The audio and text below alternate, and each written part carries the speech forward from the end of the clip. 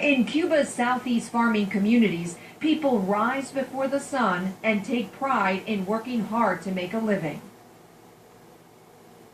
Yander Peralta has been farming for more than 10 years and says a future when U.S. produce is allowed in Cuba in mass quantities could mean hazy days ahead for Cuban farmers.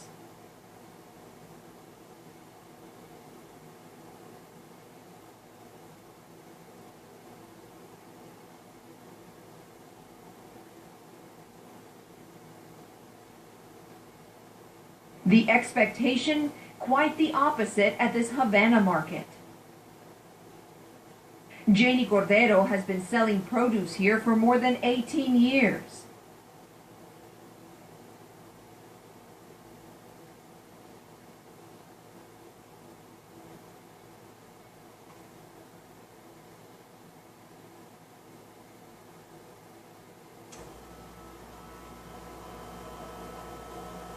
Meaning she thinks Cubans will buy more.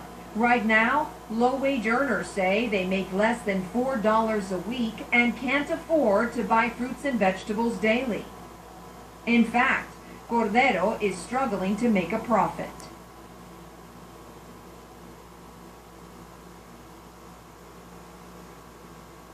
Why? She says she's also competing against people who offer the convenience of door-to-door service, sometimes selling forbidden temptations.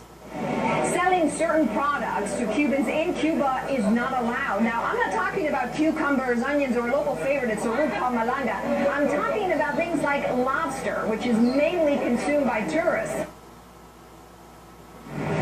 They won't talk to us on camera, but vendedores or sellers stand on corners.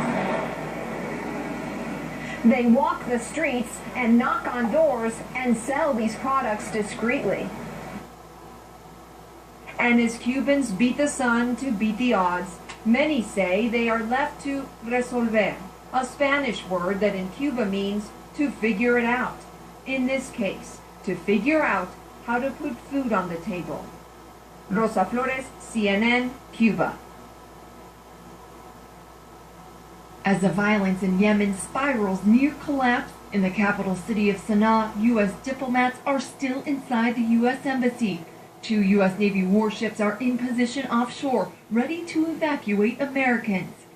The White House says President Obama is very concerned, but no orders have been given to evacuate yet.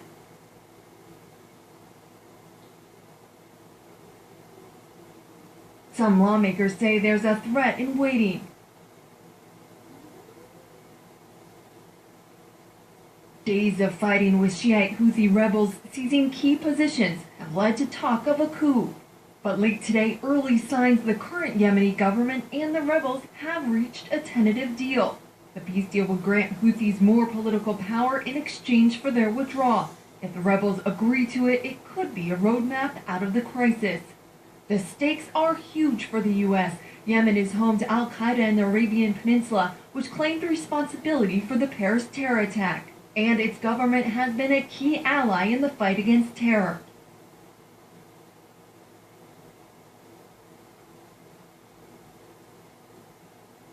Fears now of what a power vacuum could create if the government falls.